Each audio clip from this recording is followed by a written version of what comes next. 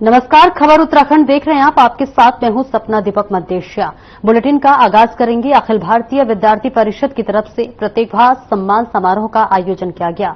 आपको बताते चले, प्रतिभा सम्मान समारोह जो आयोजन किया गया बेहद महत्वपूर्ण रहा, जिसमें जो बच्चे प्रतिभाग किए थे, जिन्होंने अच्छा नंबर लाया था, जो है उनको जो है प्रतिभाग किया गया और इसी के साथ साथ उन्हें सम्मानित भी किया गया। और पुष्कर सिंह धामी ने जो है सम्मान करते हुए भी नजर आ रहे हैं। ये तस्वीरें आपको दिखा रहे हैं जहां पर उत्तराखंड के मुख्यमंत्री पुष्कर सिंह धामी सम्मान समारोह में मौजूद है और इसी के साथ साथ उन तमाम छात्र छात्राओं को सम्मानित करते हुए नजर आ रहे हैं जिन्होंने इस प्रतियोगिता में प्रतिभाग किया था। ये तस्वीरें आपको दिखा रहे हैं जहां पर तमाम वो जो है प्रतियोगिता करने वाले बच्चे जो हैं जिनमें पास हुए हैं और इसी के साथ साथ अच्छे नंबरों से जो पास हुए उन्हें मुख्यमंत्री पुष्कर सिंह धामी जो है अवार्ड देते हुए भी नजर आ रहे हैं और इसी के साथ साथ उन्हें सम्मानित करते हुए भी नजर आ रहे हैं।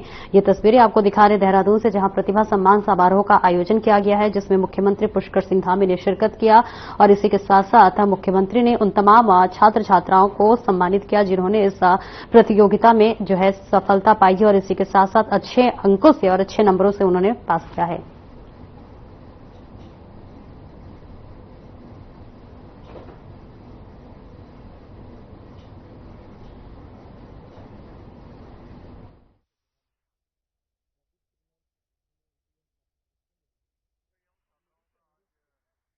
सम्मान किया गया है, प्रतिभा सम्मान समारोह किया गया है। निश्चित रूप से इस प्रकार का सम्मान, प्रतिभाओं का सम्मान उनको आगे बढ़ने के लिए प्रेरणा देता है, उनके अंदर और उत्साह और उनका उत्साहवर्धन करता है, जिससे कि वो समाज के अनेक क्षेत्रों में जाकर और अच्छा प्रदर्शन करें और मेहनत करें और परिश्रम करें, लगन से काम करें और विभिन्न क्षेत्रों में जाकर समाज को, प्रदेश को, देश को दिशा देने का काम करें, अपना योगदान करें। मैं सभी को बहुत शुभकामनाएं देता हूं, बहुत बधाई देता हूं जिनका भी आज यहां पर सम्मान हुआ है।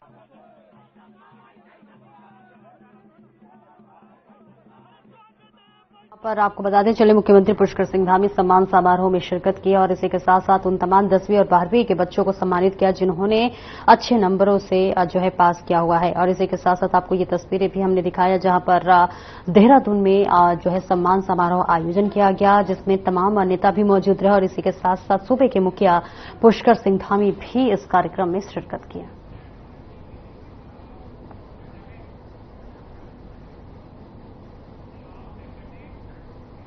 वहीं हल्द्वानी के सर्किट हाउस में सांसद अजय भट्ट की अध्यक्षता में बैठक की गई और उस बैठक में आपको बताते चले विधायक ने हंगामा कर दिया है। जी हां, विधायक और जिलाधिकारी के बीच में जमकर बहस हुई। पूरा मामला आपदा के तहत गौला नदी में चैनेलाइजेशन को लेकर था, जिसमें सिंचाई विभाग द्वारा वर्तमान में पोकलैंड लगाकर काम किया जा रहा है, जबकि विधायक ने सिंचाई विभाग को काम दिए जाने को लेकर आपत्ति जताई है। जबकि जिलाधिकारी का कहना था कि उनके द्वारा वन विभाग को स्वतः या फिर किसी अन्य एजेंसी से काम किए जाने को कहा गया है।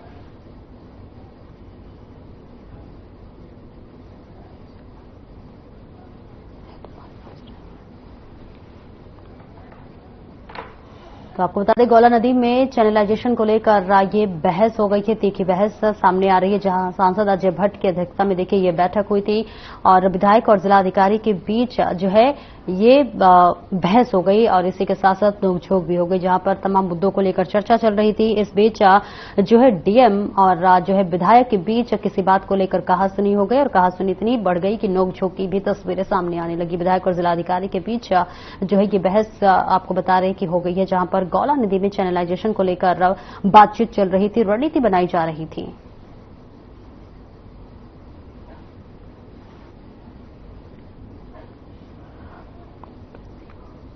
छोट-मोट बातें होते रहती है, कहीं पर मैंने कहा ना कि मिसअंडरस्टैंडिंग रहती है, वो सुलझ जाती है।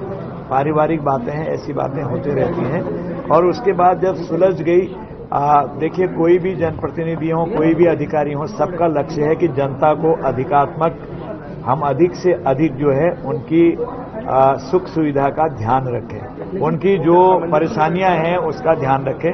इसीलिए सामंजस्य के लिए ही जिला विकास समन्वय और निगरानी समिति दिशा इसका नाम रखा गया है। यही तो सामंजस्य इसमें होता है। इस तरह की दिक्कतें थी विभागों में आपस में तालमेल न होने की वजह से ये सुरक्षा के कार्य, क्योंकि सरकार की ओर से पैसे की कोई कमी नहीं है, माननीय मुख्यमंत्री जी ने अभी आप लोगों ने जानकारी ली होगी 10-10 करोड़ एक जिले के और दे दिया है कि किसी भी प्रकार से आपदा कार्यों में, राहत कार्यों में जो बाढ़ सुरक्षा के कार्य हैं उनमें कोताही न बरतें। लेकिन उसके बावजूद भी कार्य नहीं हो पा रहा है और आज तक भी अभी जिन जगहों पर चैनलाइजेशन का काम होना था वहां पर काम शुरू नहीं हो पाया। तो इसी को लेकर आज बातचीत हुई है और माननीय सांसद जी ने भी स्पष्ट रूप से कहा है कि सिंचाई विभाग कार्य को करेगा और तुरंत कार्य को करेगा। तो मुझे उम्मीद है कि कल से कार्य शुरू हो जाएगा।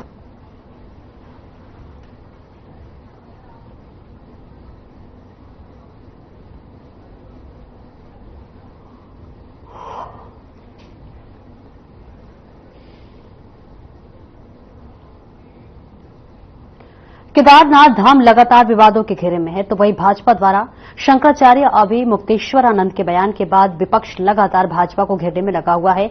इसी कड़ी में आज राजधानी देहरादून के कांग्रेस मुख्यालय में यूथ कांग्रेस के कार्यकर्ताओं ने भाजपा के लिए बुद्धि शुद्धि यज्ञ किया, जिसमें कांग्रेस के वरिष्ठ नेताओं ने भी भाजपा को सद्बुद्धि देने के लिए यज्ञ में आहुति दी। वहीं इस बीच यूथ कांग्रेस के प्रदेश अध्यक्ष सुमित्र भुल्लर ने कहा कि इस यज्ञ में हम ये कामना कर रहे हैं कि मुख्यमंत्री धामी और भाजपा के प्रवक्ताओं को सद्बुद्धि मिले, क्योंकि ये सभी मर्यादाओं को पार कर चुके हैं। साथ ही उन्होंने कहा कि भाजपा के अंदर इतनी भी शर्म नहीं रह गई है कि शंकराचार्य पर टिप्पणी और उन्हें अपने किए गए कृत्यों की माफी मांगनी चाहिए।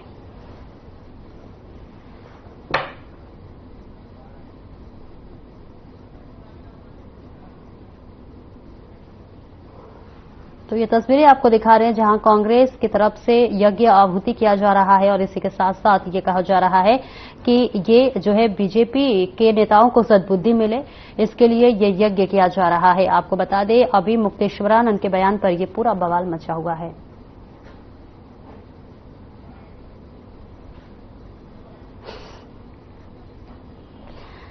क्या क्या करते हैं? बिल्कुल, हम भगवान के दरबार में गए हैं, हम यज्ञ कर रहे हैं, हम इसलिए कर रहे हैं और उम्मीद कर रहे हैं, प्रार्थना कर रहे हैं कि मौके की सरकार को, मुख्यमंत्री धामी को, भाजपा के प्रवक्ताओं को कुछ सद्बुद्धि आए, क्योंकि ये सारी मर्यादाओं को पार कर चुके हैं।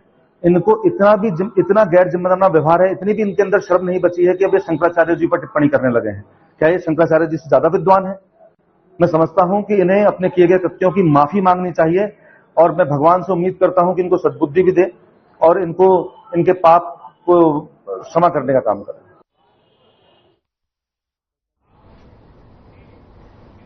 गदरपुर सनातन धर्म मंदिर परिसर में बीते दिन मंदिर परिसर से चोरी करने का खुलासा करने वाली टीम को सम्मानित किया गया है। वहीं इस मौके पर वरिष्ठ व्यापारी नेता राजकुमार भुट्टी ने बताया कि कुछ दिन पूर्व सनातन धर्म मंदिर से सोने चांदी के आभूषण और अन्य सामान चोरी हुआ था, जिसकी सूचना पुलिस को दे दी गई थी, जिसके बाद पुलिस ने काम करते हुए इन चोरों को गिरफ्तार किया है और आज जेल भेजा है। इसी के साथ जिसके चलते गदरपुर के सभी सामाजिक और धार्मिक संगठनों ने इस पूरी पुलिस टीम को सम्मानित किया है।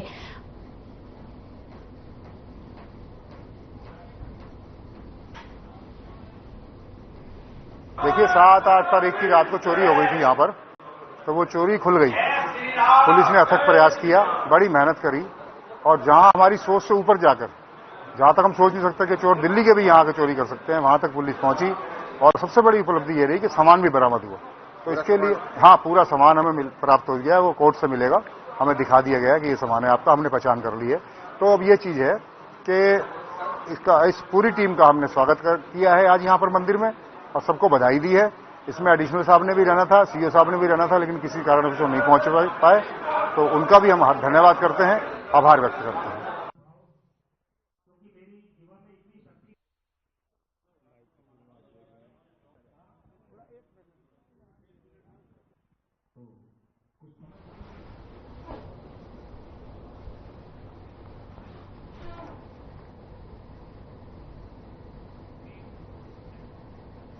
और अगली खबर ऋषिकेश से है, जहां 22 जुलाई से शुरू हो रही तीनों जिलों में कांवड़ यात्रा को शांतिपूर्ण और सकुशल संपन्न कराना पुलिस विभाग के लिए चुनौती और प्राथमिकता है।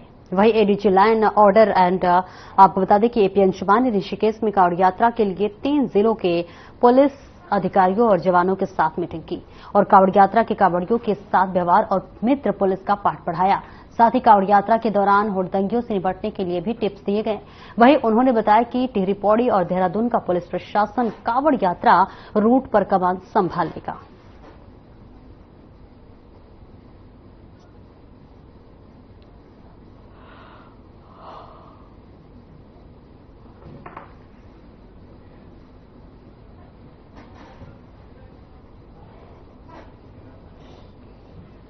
हाँ, छोट-मोट बातें होते रहती हैं। कहीं पर मैंने कहा ना कि मिसअंडरस्टैंडिंग रहती है, वो सुलझ जाती हैं। पारिवारिक बातें हैं, ऐसी बातें होती रहती हैं। और उसके बाद जब सुलझ गई, देखिए कोई भी जनप्रतिनिधि हो, कोई भी अधिकारी हो, सबका लक्ष्य है कि जनता को अधिकात्मक, हम अधिक से अधिक जो है उनकी सुख सुविधा का ध्यान रखें, उनकी जो परेशानियां हैं उसका ध्यान रखें। इसीलिए सामंजस्य के लिए ही जिला विकास समन्वय, इस तरह की दिक्कतें थी विभागों में आपस में तालमेल न होने की वजह से ये सुरक्षा के कार्य, क्योंकि सरकार की ओर से पैसे की कोई कमी नहीं है। माननीय मुख्यमंत्री जी ने अभी आप लोगों ने जानकारी ली होगी 10-10 करोड़ एक जिले के और दे दिया है कि किसी भी प्रकार से आपदा कार्यों में, राहत कार्यों में जो बाढ़ सुरक्षा के कार्य हैं उनमें कोताही न बरतें। लेकिन उसके बावजूद भी कार्य नहीं हो पा रहा है और आज तक भी अभी जिन जगहों पर। और वक्त हो चला एक छोटे से ब्रेक का, जल्द लौटते हैं।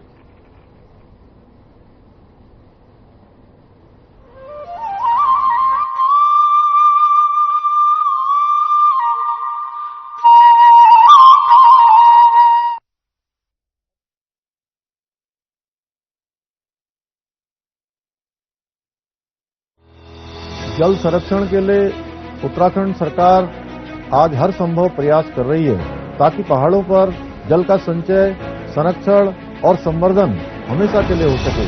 जो हमारे स्रोत जो सूख गए हैं, जो नदियां हैं, जो पुराने हमारे जल स्रोत हैं, उनको पुनर्जीवित करने का एक अभियान सरकार ने लिया है। लेकिन ये काम तभी पूरा होगा जब उसमें जन जन का सहयोग होगा। इसलिए हम सबको इसमें अपना योगदान देना होगा। देवभूमि उत्तराखंड, जिसकी नदियां और जल स्रोत हमेशा से ही देश की प्यास बुझा रहे हैं, इन जल स्रोतों को बचाना हम सबकी जिम्मेदारी है।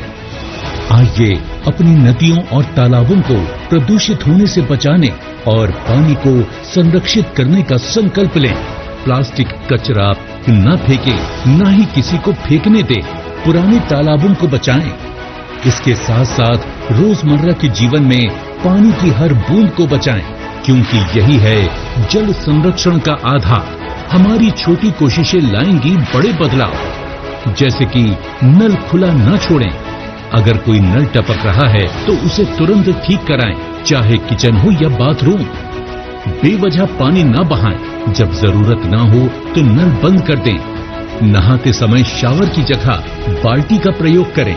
साफ सफाई में पानी को व्यर्थ न बहाएं। बाल्टी और कपड़े से सफाई भी अच्छी होगी और पानी भी बचेगा। सिंचाई के दौरान पानी का प्रयोग समझदारी से करें। पौधों को जरूरत से अधिक पानी न दें, इससे खेती भी बेहतर होगी। रेन वाटर हार्वेस्टिंग को अपनाएं, पेड़ पौधे लगाएं। अपनी ये जिम्मेदारी निभाएंगे ना आप? मैं देश के हर उस नागरिक से कहूंगा जो पानी की प्रचुरता में रहते हैं, मेरा उनसे आग्रह है कि आपको पानी बचाने के ज्यादा प्रयास करने चाहिए और निश्चित तौर पर इसके लिए लोगों को अपनी आदतें भी बदलनी होगी। पानी का उपयोग हमें प्रसाद की तरह करना चाहिए। पानी को बचाएं, भविष्य को सजाएं।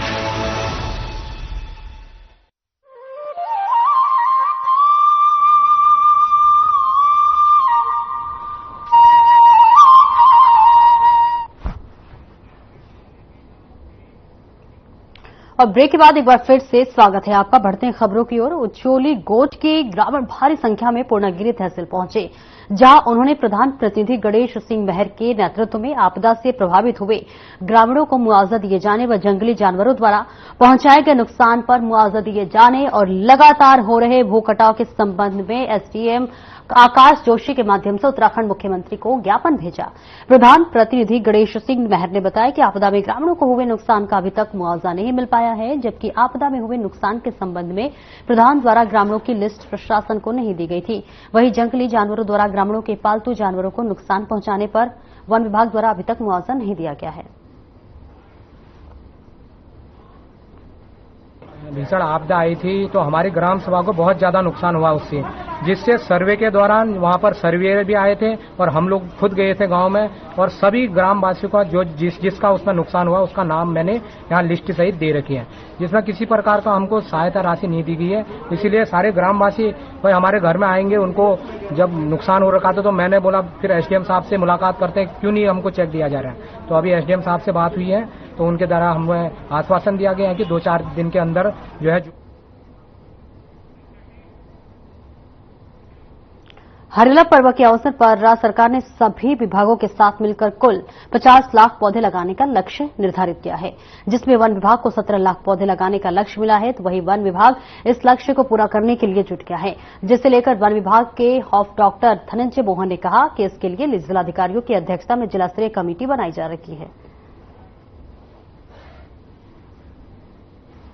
ऑलरेडी इसमें अगर आप शासनादेश देखें तो जिला स्तरीय कमेटी बनाई जा रही है, जिलाधिकारी उसको हेड कर रहे हैं। वो मीटिंग करके स्थानों का चयन का कार्य उन्होंने प्रारंभ कर दिया है और सभी जिलों में जो जितने भी इसमें सहयोगी विभाग हैं वे भी बढ़ चढ़ के हिस्सा ले रहे हैं। और माननीय मुख्यमंत्री जी ने भी इस बार लोगों को इसमें और अधिक जोड़ने का, हरेला तो होता ही ऐसा पर्व है जिसमें लोगों को जोड़ा जाता है, ये तो हमारा एक पुराने समय से चला आ रहा है एक ट्रेडिशनल पर्व है, तो इसमें और अधिक लोगों से जुड़ाव करने का माननीय मंत्री जी ने भी निर्देश दिए हैं और इस साल हम बढ़ चढ़ के लोग।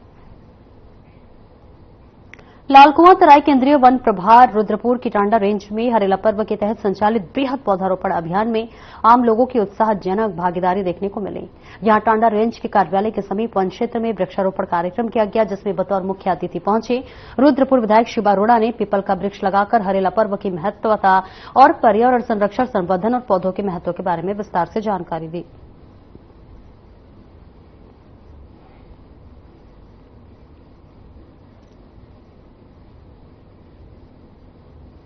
देखिए, 2 तरीके की चीजें हैं। एक तो विभाग अपनी नॉर्मल योजनाओं के तहत वनीकरण करता है, जो कि करीब हम 1300 हेक्टेयर क्षेत्र में इस बार वनीकरण कर रहे हैं, लेकिन वो तो हमारी विभागीय गतिविधि है। जो ज्यादा महत्वपूर्ण है वो ये है कि कहां पर हम लोगों की सहभागिता से लोगों को प्रेरित करके और उनको भी वनीकरण में अपना साथ लें। तो ये जो हरेले का पर्व है, आज ये हरेला का हमारा एक प्लांटेशन का प्लॉट है, जिसमें पिछले साल भी वनीकरण किया गया था, इस साल भी इसमें वनीकरण किया गया है और आने वाले 3 साल तक लगातार इसमें वनीकरण और किया जाएगा।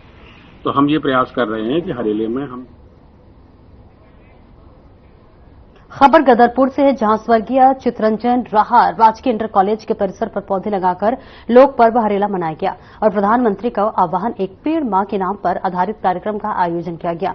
वहीं इस मौके पर क्षेत्रीय विधायक अरविंद पांडे ने कहा कि प्रधानमंत्री के आह्वान पर एक पेड़ मां के नाम सभी शिक्षकगण, छात्र छात्रा और बीजेपी के कार्यकर्ताओं द्वारा वृक्षारोपण किया गया है और हरेला पर्व बड़े ही धूमधाम के साथ मनाया गया। साथ ही उन्होंने कहा कि पूरे देश में विकास कार्य के दौरान सड़क, नाली, हॉस्पिटल, भवन के अलावा अन्य कई कार्य किए जा रहे हैं, जिस पर कई पेड़ भी काटे जा रहे हैं, जिससे मानव जाति के अलावा जीव जंतु पर भी प्रभाव पड़ रहा है। इसलिए प्रधानमंत्री नरेंद्र मोदी के आह्वान पर एक पेड़ मां के नाम को देखते हुए सबको एक एक पेड़ लगाना चाहिए।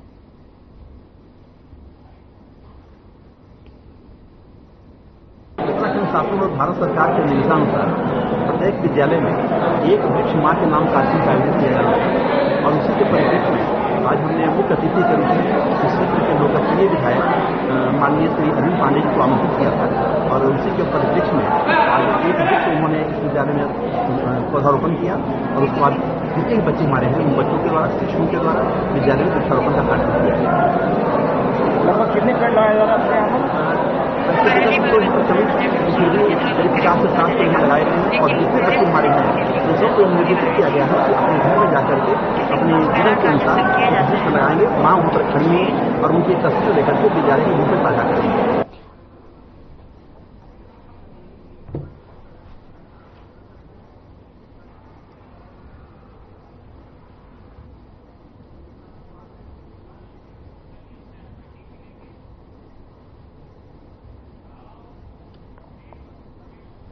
उत्तराखंड की धामी सरकार की कैबिनेट ने फैसला लिया है कि किसी भी व्यक्ति और संस्थाओं ने बद्रीनाथ केदारनाथ धाम के नाम से अगर कोई ट्रस्ट बनाया है तो इसके लिए सरकार कड़े कानून लागू करेगी। साथ ही मिलते जुलते नामों को लेकर भी सख्त कानून बनाया जाएगा। दिल्ली में केदारनाथ धाम के प्रतीकात्मक मंदिर बनाने को लेकर चल रहे विवाद को देखते हुए सरकार ने यह निर्णय लिया है।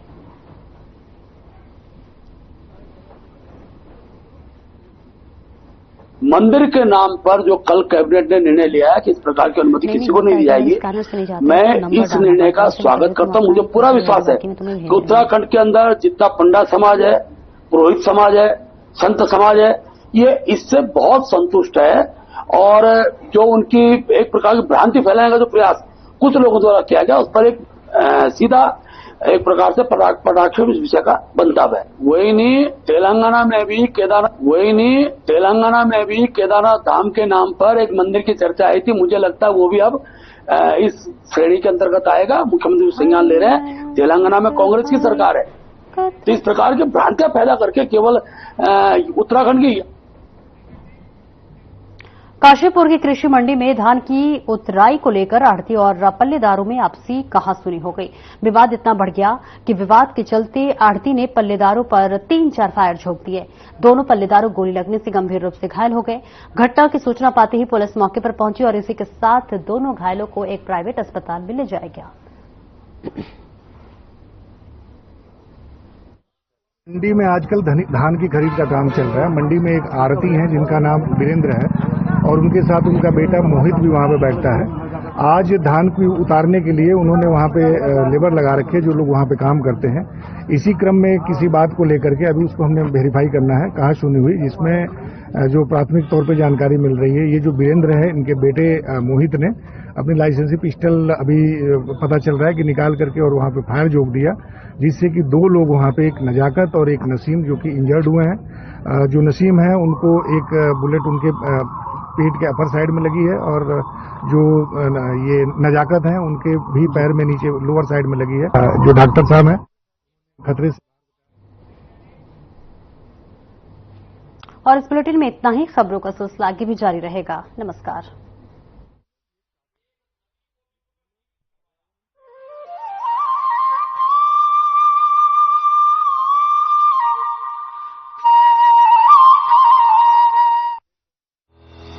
जल सड़क